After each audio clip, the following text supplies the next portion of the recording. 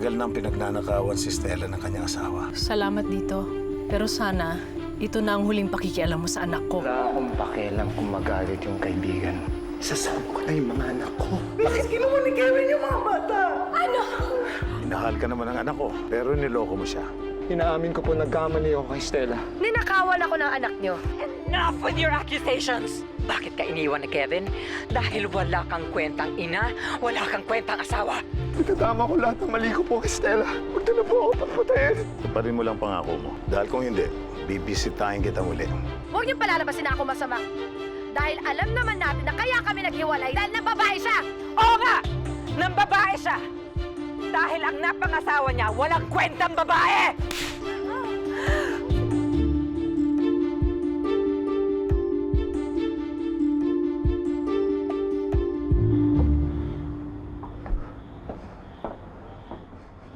Oh, andiyan ka na pala. Sabi mo kanina malapit ka na. Bakit ngayon ka lang? Kevin. Kevin. Kevin, ano ba nangyayari sa'yo? Kevin. Ayoko pumunta eh. I don't wanna die. Kailangan natin umalis ng Pilipinas as soon as possible. Kailangan natin umalis.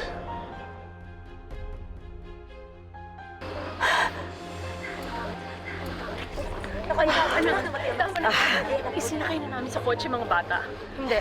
Na hindi ako aalis. Hindi ako aalis agad di kami nagtutok si Kevin. Nasaan na si Kevin? Nasaan na siya? Wala nga dito si Kevin. Bingi ka ba? Ilabas niyo na nga itong mga to. Ilabas niyo na sila. Stella, hindi ko mapapalampas to. Trespassing, assault, attempted murder, konti lang yan. Ilan lang yan sa mga kasong ipapasampa ko sa'yo. Will you please get them out of here? Lalo na itong... Get this crazy woman out of here! Huwag mong iinsultuhin ang anak ko sa harap ko! Well, it's true! Ikaw ang baliw! Baliw ang anak mo! Ikaw ang baliw! Kakagwit kita! Nay, tama na, Nay, tama na. Bitawan niyo nga kami. Oo, alis na kami. Pero ito ang tatandaan niyo. Sabihin niyo dyan sa walang hiya niyo, anak, na babalik ako sa... Hindi ba ako tapos? Yan kung makakabalik ka pa dito. Ano ba? Guard! Tandaan mo yung mga pagbumukha niyan, ha? Ipaskelin mo ang mga letrato niyan sa guardhouse. Pag yan nakapasok pa dito uli, ipapasisante ko kayo lahat!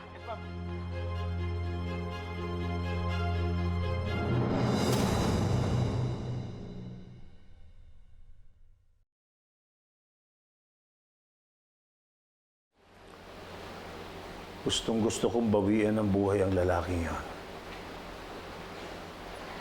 Pero, hindi ko magawang kalabitin ng gatilyo. Bakit naman ho, Ninong? Sumagi sa isip ko na may mga anak si Stella. Kapag pinatay ko si Kevin, mawawala ng ama ang anak niya. Mauulit ang nangyari kay Stella nang maghiwalay kami ni Gloria. Pero Ninong, iba ho yung nangyari sa inyo noon. Si Aling Gloria ho mismo ang nagtanggal sa inyo ng karapatan para maging isang ama kay Stella. Pero yung lalaking yun, niloko niya si Stella, iniwan. Kaya wala ho siyang karapatan na maging isang ama sa mga anak nila. Ninong, uulitin ko ho ang sinabi ko sa inyo noon. Sabihin niyo lang ho, ako mismo ang tatapos sa buhay ng lalaking yun.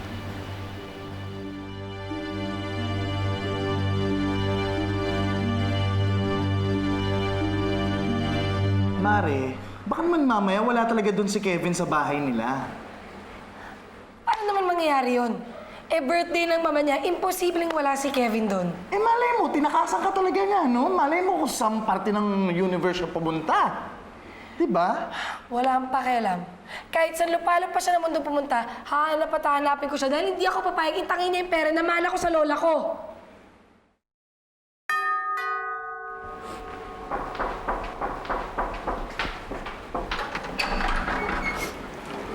Oh, Wendy!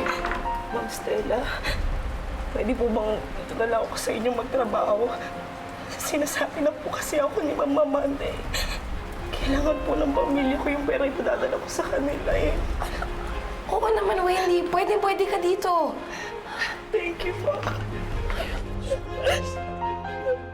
Isip yan, ha? Pati sa hindi pinagdiskitahan. Huwag ka namiyak. Dito ka na magtatrabaho, ha? Buti na lang hindi kayo nag-abot ng babae niya dahil kung nagkataon, lalong masisira yung mukha mo dahil sa kabastusan ng asawa mo. Ipakukulong ko siya, kaya din ipakukulong ko siya. Ma, wag muna, okay? Baka lumala lang yung problema. If you want, file a case against her after makalis na kami ni Lucci. Oo nga pala si Lucci. Sabi mo dadalhin mo siya sa party ko, and you, bakit ngayon ka lang? Ma'am, there's a reason why I'm late. Nagkaharap kami ng tatay ni Stella. Sigurado ka bang tatay ni Stella ang harap mo? Yes. He threatened me. Sinabi niya, papatayin niya daw ako kung hindi ako nakipag-ayos kay Stella. That'll never happen. Because ngayon pa lang, magpapareserve na ako ng ticket para sa inyo ni Lucci, papuntang Amerika. Ma'am, kay Stella yung mga anak ko, hindi ako aalis kung hindi sila kasama. Okay. Don't worry. Meron na akong solusyon sa problema yan. Okay? Okay. Okay. Don't worry. Okay.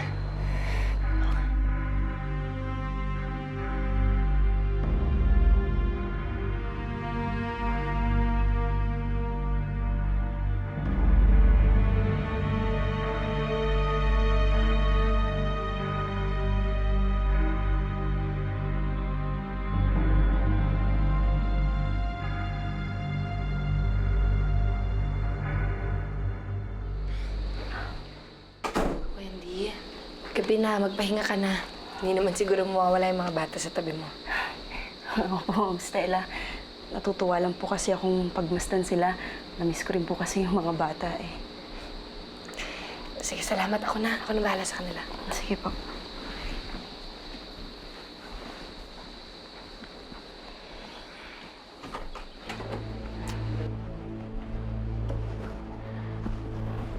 Hello, Ma'am Amanda. Naku, sorry po, Ma'am. Bigla po kasing pumasok sa kwarto si Ma'am Stella eh. Kaya mo bang ilabas ang mga bata ngayong gabi? Naku, Ma'am, mahirap po eh. Nakalak po kasi mga pinto dito. Eh, si Ma'am Stella lang po may hawak ng mga susi. Eh di gumawa ka ng paraan. Basta bukas, kailangan nasa akin na ang mga apo ko. Oo, okay po, Ma'am. Sige po.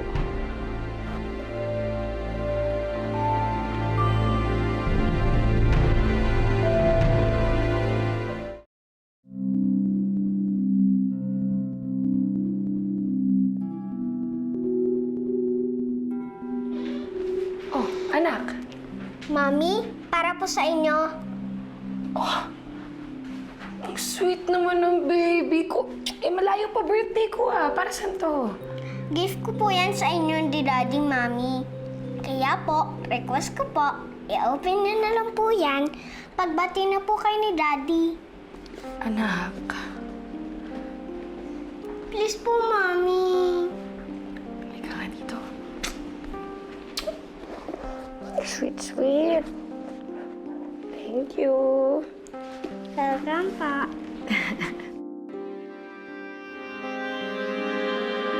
Tama bang narinig ko? Handa kang pumatay para sa Stella na yon? Megan, kung narinig mo man yung usapan namin ni Ninong, alam mo na hindi ko to gagawin para kay Stella, kundi para kay Ninong. Huwag na tayo maglokohan, Perry. Nag-usap kami niyan. Sinabi niya sa akin, may gusto ka na kay Stella. Wala ako sinasabing ganyan kay Dad. Natagalan ka bago sumagot, ah. Ibig sabihin, may gusto ka na talaga kay Stella? May gusto man ako o wala kay Stella, wala ka na ron.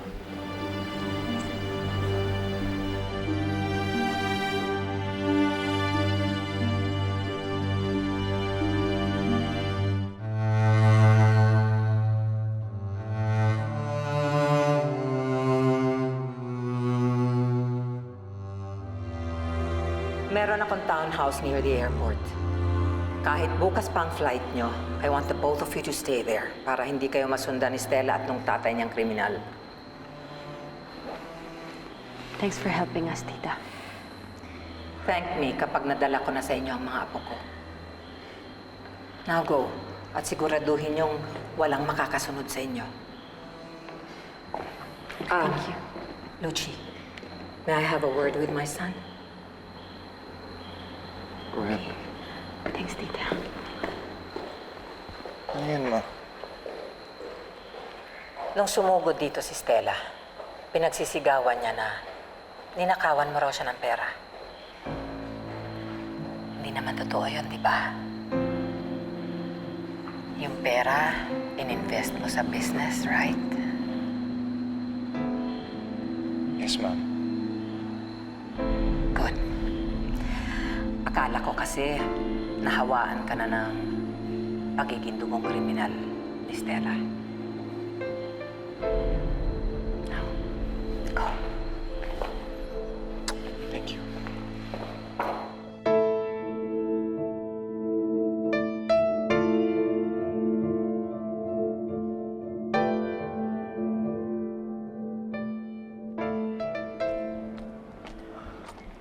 Stella, anong ginagawa natin dito? Di ba, hindi na kayo magkaibigan ni Lucci? Pinuntahan natin si Luke. Hindi niya alam kung nasan si Kevin. Wala na akong choice, Edgy. Si Lucci na lang pag-asa ko. Okay, sige. Sabihin natin na alam ni Lucci kung nasaan si Kevin. Sasabihin niya ba sa'yo kung nasaan si Kevin? Di ba hindi? Ano ba?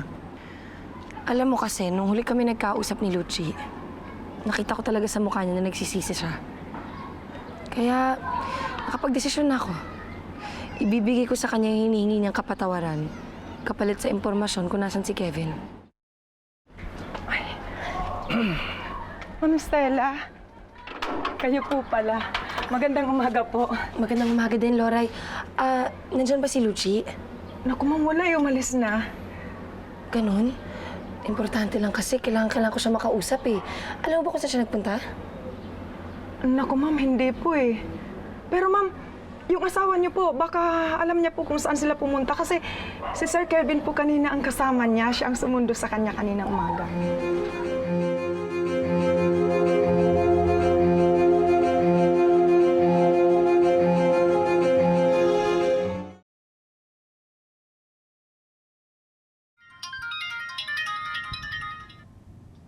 Hello? Oh, Loray. Bakit bigla ka napatawag? Lucci, nasan si Kevin? Alam kong kasama mo siya. Stella? Niloko mo na naman ako. Akala ko ba ayaw mo kay Kevin? Bakit sumama ka pa rin sa kanya? Stella, ang sabi mo sa akin, hindi mo na ako mapapatawad. Kaya naisip ko na, Wala na akong pakialam kung ano pang iniisip mo. Basta kailangan ko makausap si Kevin. Ninakawan niya ako ng pera. Stella, leave me and Lucci alone, ha? Tama na. Kevin, huwag kang duduwag-duwag. Harapin mo ako. Ibalik mo ang pera ko. Hindi ako tanga para gawin yun, Stella. Dahil alam ko na kung nagpakita ko sa'yo, ipapapatay mo lang ako sa tatay mo. Ano? Ano sinasabi mo? Yan tagal-tagal na namin hindi nakikita ng tatay ko. Hindi ko nga alam kung nasan siya. Sinong niloko mo? Nakaharap ko yung tatay mo. At alam ko na ikaw yung nag-utos sa kanya para takutin ako. Imposible ang sinasabi mo, Kevin. Hindi ko alam kung nasan ang tatay ko. Sinabi ko sa'yo, di ba? 2 years old pa lang ako nung iniwan niya kami ni Inay.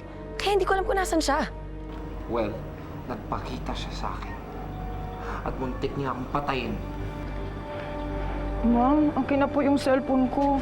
Ay, may inipin? Ay, alam mo, huwag kang mag-alala. Okay lang yan. Kaya naman sabi ng cellphone, di ba? My God, ang syongit mo. Kevin, harapin mo ako. Ibalik mo sa akin ang pera ko. Akin na! Do you really think ibabalik ko yung pera mo? Akin na yun. At yung mga anak natin, akin na sila. Ano ibig mo sabihin pati mga anak natin sa'yo na?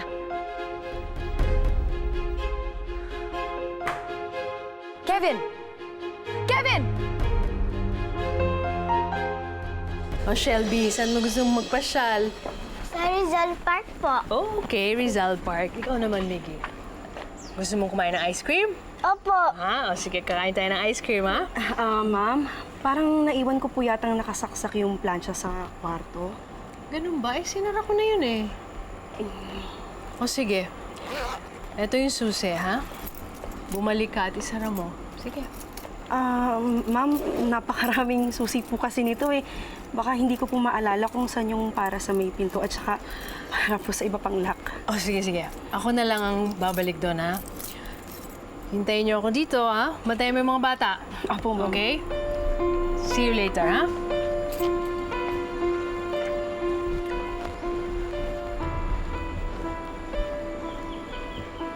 Ma'am Amanda, okay na po.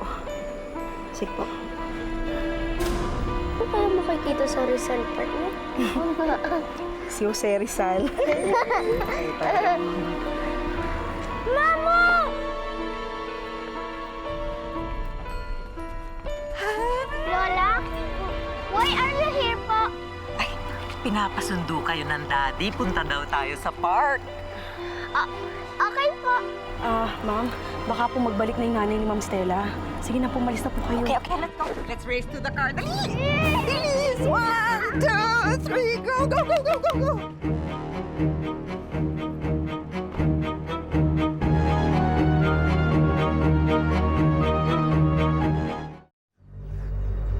Miggy? Shelby! Miggy! Shelby! Wendy! Ma'am, Ano nangyari? nawawala po yung mga bata. Ma'am, sabi po maglalaro lang po sila sa garden eh. Ano? Pambihira ka naman eh. Dalawa na nga tayo nagbabantay eh. Ano sasabihin ko kay Stella? Nawala pa yung mga bata. Sorry po, ma'am. Sorry po. Hanapin ko po. Shelby! Miggy! Mga bata, aalis na! Shelby! Shelby! Hindi mo na dapat sinabi kay Stella na kukunin mo ang mga bata. Paano kung hindi tayo makaalis? Sigurado maghahabol yun.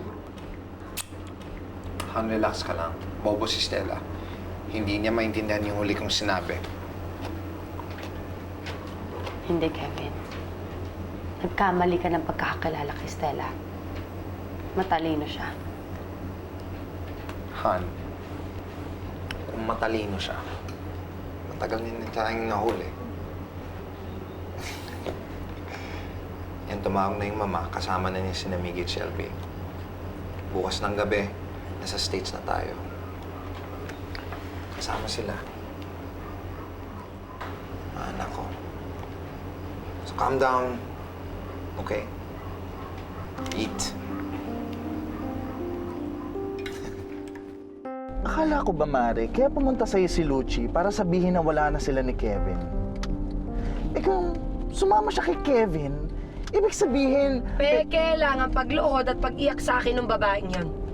Dahil sumama siya kay Kevin, ibig sabihin gusto pa rin niya si Kevin. Alam mo, yung mga kaibigan mo, parang artista yan. Ang hilig gumawa ng drama. Kakaloka. Ano, sadya lang ba talaga akong tanga dahil paulit-ulit nilang nabibilog yung ulo ko? Hanggang kailan pa ba ito mangyayari? Mare, hindi ka tanga, okay? Madali ka lang mapaniwala eh.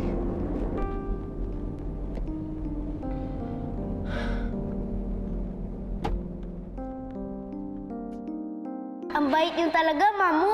Birthday niyo, pero kami yung binigyan niyong gift.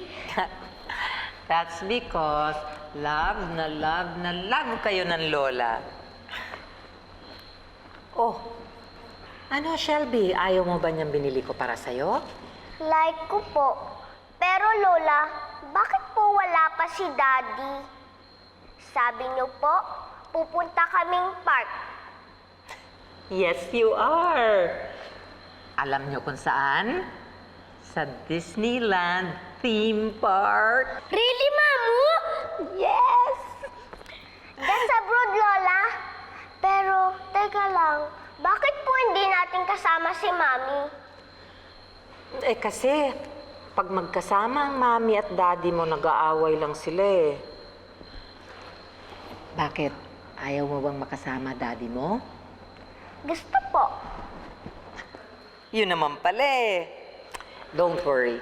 Pagbalik niyo from your trip, uuwi kayo sa mami nyo. So, cheer up, kids! Come on, sige, buksan mo na yan. Isn't this a lovely color? Yan. Ano ka ba naman, Wendy?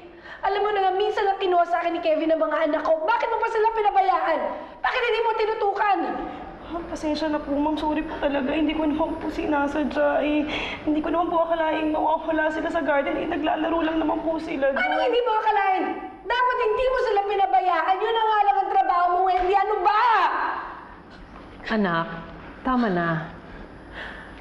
Mare, halos sabay lang naman mawala yung mga bata at nung kausap mo si Kevin eh. Duda ko, wala pa sa asawa mo si Shelby tsaka si Miggy. Oh my God! Baka mamaya yung biyanan mo yung kumuha sa mga bata. Halika na! Halika na! Baka abutan pa natin sila. Dali! Halika na! Halika na! Nakaharap ko yung tatay mo. At alam ko na ikaw yung nag-utos sa kanya para takutin ako. Imposible ang sinasabi mo, Kevin. Hindi ko alam kung nasan ang tatay ko. Sinabi ko sa'yo, di ba? 2 years old pa lang ako nung iniwan niya kami ni inay. Kaya hindi ko alam kung nasan siya. Well, nagpakita siya sa akin. At muntik niya akong patayin. Sandali. Nay, nakipagkita ba sa'yo si Itay? Bakit, anak? Nakausap ko kasi si Kevin eh. Ang sinabi niya sa akin, nakipagkita daw sa kanya si Itay. Tapos tinakot daw siya, binantaan. Baka naman mamaya. Baka mamaya, yun ang dahilan kung bakit pinakuha ni Kevin ang mga bata. Para makaganti. Hindi nagpakita sa akin. Tsaka huwag mo na siyang isipin. Ang importante, makuha natin ang mga apo ko. Halika na. Halika na. Halika na. Yung bag mo.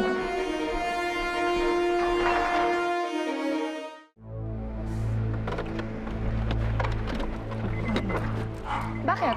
Ba't tayo niyo ako papasukin? Ma'am. Guard, papasukin niyo ako. Hindi niyo ba alam saan ako nakatira sa loob? Oo nga. Ma'am. Ibinilin po kayo sa amin ni Mrs. Killamor. Kami naman pa mawawalan ng trabaho kapag pinapasok namin kayo. Sige na naman, sir. Maawa naman kayo. Ito kasi best friend ko yung impaktita niyang biyanan. Kinuha yung mga anak niya. Sige na, Pasensya na po. Ayan yung kotse. Ayan yung kotse. Ayan na eh. Sige, Maawan mo! Pasukin mo! Mama! Mama! Bumaba ka dyan! Bumaba ka dyan! Kausapin niyo ako! Umalis ka dyan! Umalis ka dyan! Huwag ka na umalis ka dyan! Mama! Is na. Mama!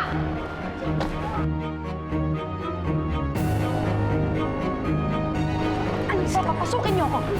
Ayan siya. Kakausapin ko siya. Kailangan ko siya makausap.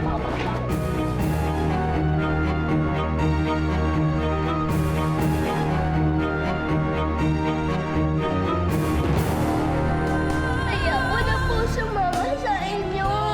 Gusto ko na po umuwi kay mami ngayon. Shelby, don't make Mamo angry. Alam ko na alam mo kung nasan sila nagtatago ni Kevin. So what? Gusto kong sabihin mo sa akin ang hinihingi ko o pinapangako kong ubad kitang papagapangin sa lupa. Poor Stella. By tomorrow, wala na si Kevin. At wala na rin mga kids niya. Bakit? Nasaan ba si Kevin? Perry, anong ginagawa mo dito? Sumama ka muna sa akin, Stella. Alam ko kung nasaan ang asawa mo, pati na rin si Lucci. Tagal niyo, Mama. Mama, mamamagayang pisngi mo pag hindi mo binalik sa akin ang mga anak ko. Kamusta? Naistorbo ko ba yung honeymoon yung dalawa? Hindi pa pumapasok dyan sa isip na hindi ka na mahal ng asawa. At hindi pa mapapasok dyan sa isip mo na wala na akong pakialam dyan sa asawa ko? Ang gusto ko lang, ibalik niyo sa akin ang anak ko at pati ang pera ko. Pwede?